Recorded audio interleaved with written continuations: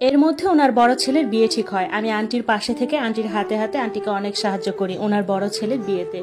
বছর তিনেক পার হলো, আমার কয়েকজন আত্মার আত্মীয় অনেক অনুরোধ করলেন ওখানে বেড়াতে যেতে। আমার আর সাহসও হয় নাই ওই রাস্তা দিয়ে যেতে। আমার মনে হয় ওই রাস্তা দিয়ে গেলে আমি মরে যাব। শুনেছি আমার স্বামী এবং আমার মেজ বোন ভীষণ সুখে সংসার করছে। আমার বোন গর্ভবতী। যাক, ওদের সুখে কারো নজর না লাগুক, আমার নসিবে যা ছিল তা হয়েছে। এর মধ্যে আন্টির মেজ ছেলে প্রবাস থেকে এসেছেন। উনি আবার মাঝে মাঝে দোকানে এসে বসতেন। দোকানের পাশে খালি জায়গায় ওনার বন্ধুরা সহ ক্যারাম খেলতেন।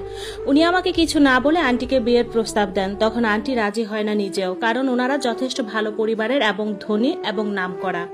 ওনারা 3 ভাই 2 বোন, বোনদের বিবাহ হয়েছে। উনি সবার বড়, আর ওনার পরিবারে আমার মতো মেয়ের বউ হওয়ার কোনো যোগ্যতাও নেই।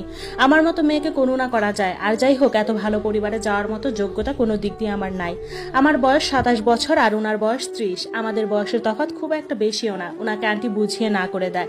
আমি যথারীতি দোকান খুলে দোকানে বসি। তখন আন্টির মেজ ছেলে সহ ওনার বন্ধু এনামুল দোকানে বসেন এবং আন্টির ছেলে আমাকে বলল, ও একটু তোমার সাথে কথা বলবে। তোমরা কথা বলো, আমি দোকানের সামনে দাঁড়িয়ে আছি। উনি তখন সালাম দিয়ে আমায় বললেন, আমি তোমাকে বিয়ে করতে চাইছি। এত ঘুরিয়ে পেঁচিয়ে বলতে ইচ্ছে করছে না। আমি তখন বললাম, আমি তো আপনার যোগ্য না। যোগ্য অযোগ্য শুনতে ইচ্ছে করছে না, বিয়ে করতে চাইছি। আমার সম্পর্কে কতটুকু জানেন আপনি? যত যাই হোক, বিয়ে করব তোমায়। আমার ডিভোর্স হয়নি, কিন্তু স্বামীর সাথে যোগাযোগ নাই, পরিবারের কারোর সাথেও নাই। এমনকি আমি বাড়িতে কোনো ধরনের যোগাযোগ রাখি নাই। আমি দুনিয়াতে একা। আমি আর পরিবারের মুখ দেখতেও চাই না।